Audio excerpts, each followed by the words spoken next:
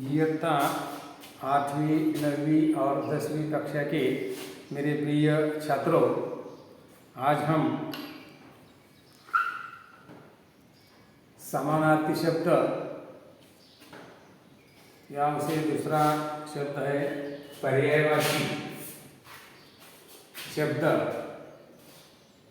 समानार्थी या पर्यायवाची शब्द के बारे में जानकारी लेने वाले हैं। तो आप सबसे पहले ये आपको मालूम है कि आपके प्रश्न पत्र में ऐसे कई परिच्छेद दिए जाते हैं और उस परिच्छेद में आपको कई ऐसा भी पूछा जा सकता है कि समानार्थी शब्द लिखो या पर्यायवाची शब्द लिखो। तो उस परिच्छेद में जो शब्द है उसका समानार्थी शब्द आपको दिया जाता है और उसका कौन सा समानार्थी शब्द उस परिच्छेद में आया है उसे ढूंढकर लिखना है। तो ऐसे शब्द या ऐसे प्रश्न पत्र में 8वीं 9वीं और 10वीं कक्षा के छात्रों के लिए ये सवाल पूछा जाता है। जो आपके प्रश्न पत्र में परिच्छेद होते हैं उसमें समानार्थी शब्द का प्रश्न पूछा जाता है और उसका उत्तर उस परिच्छेद में होता है, उसका समानार्थी शब्द उस परिच्छेद में होता है और वह उस परिच्छेद में ढूंढकर आपको लिखना है। तो हमें सबसे पहले ये देखना है कि समानार्थी शब्द किसे कहते हैं। समानार्थी शब्द किसे कहते हैं? तो उसकी परिभाषा ऐसी है कि जिन शब्दों का अर्थ समान होता है, जिन शब्दों का अर्थ समान होता है उसे क्या कहते हैं? समानार्थी शब्द कहते हैं। जो भी उदाहरण यहाँ दिया है, जैसे कि आप देखेंगे रवि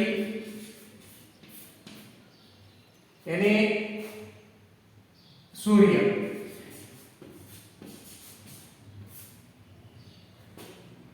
रवि का अर्थ सूर्य, सूर्य का अर्थ रवि, दोनों का अर्थ समान होता है। जैसे कि सूर्य हमें प्रकाश देता है, रवि हमें प्रकाश देता है। दो वाक्य आपको मैं बताता हूँ कि सूर्य हमें प्रकाश देता है, रवि हमें प्रकाश देता है। तो सूर्य और रवि ये दोनों एक ही अर्थ के शब्द हैं, दोनों का अर्थ एक है, इसलिए उसे समानार्थी शब्द कहते हैं। तो भाषा में एक ही शब्द बार बार प्रयोग करना अच्छा नहीं लगता, इसलिए समानार्थी शब्दों का ज्ञान आवश्यक है। ये भाषा हिंदी भाषा में जैसे एक ही शब्द का प्रयोग करना बार बार ये सही नहीं होता। आपका ज्ञान बढ़ाने के लिए आपको उसके जो समानार्थी शब्द है उसका भी इस्तेमाल करना आवश्यक है, इसलिए समानार्थी शब्दों का प्रयोग किया जाता है। तो आपको कुछ मैं समानार्थी शब्द यहाँ लिख कर देता हूँ, तो आप उसे अच्छी तरह से ध्यान में लीजिए कि जैसे बाल, बाल केश, हवा, वायु, पवन, बहुत सारे नाम हैं। सूर्य का नाम भी और भास्कर है, सूर्य, रवि, भास्कर, दिनकर,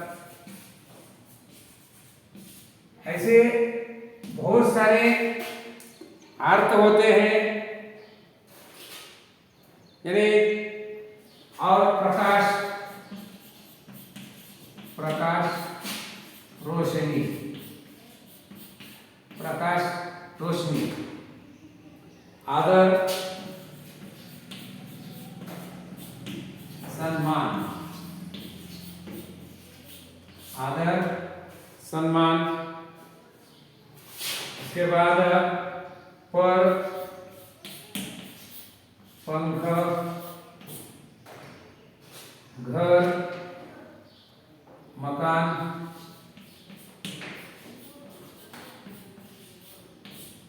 उसके बाद किनारा, तट, किनारा, तट, उसके बाद मोर, मयूर, मोर, मयूर, मोर, मयूर, उसके बाद मूल्य, कीमत, मूल्य, कीमत, अध्यापक, शिक्षक,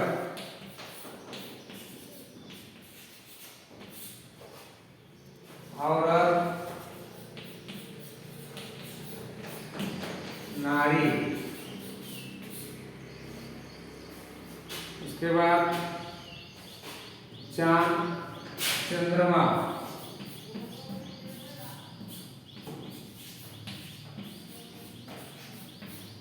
ऐसे जो शब्द होते हैं इन शब्दों को हम समानार्थी शब्द कहते हैं। आपके याद में आया होगा ऐसे समानार्थी शब्द का भी इस्तेमाल भाषा अध्ययन में किया जाता है और आपको ऐसा सवाल पूछा जा सकता है कि उस परिच्छेद में आए उस शब्द का समानार्थी शब्द कौन सा है ये लिखना है। तो मेरे प्रिय छात्रों, यहाँ आज हमने समानार्थी या पर्यायवाची शब्दों के बारे में जानकारी दी है। तो भी आपको फिर भी मैं उसकी परिभाषा समझाता हूँ कि आप यहाँ जिन शब्दों का अर्थ समान होता है ऐसे शब्दों को समानार्थी शब्द कहते हैं। और ऐसे समानार्थी शब्द में बहुत सारे शब्द मैंने यहाँ लिखकर दिए हैं। तो आप उसी तरह इस समानार्थी शब्दों का एक ऐसा गठन करना है और लिखना है। आपको एक स्वाध्याय के तौर पर आपको ऐसे 50 समानार्थी शब्द लिखना है, आपके नोटबुक में लिखना है, ताकि इसका उपयोग आपको परीक्षा के लिए हो जाएगा।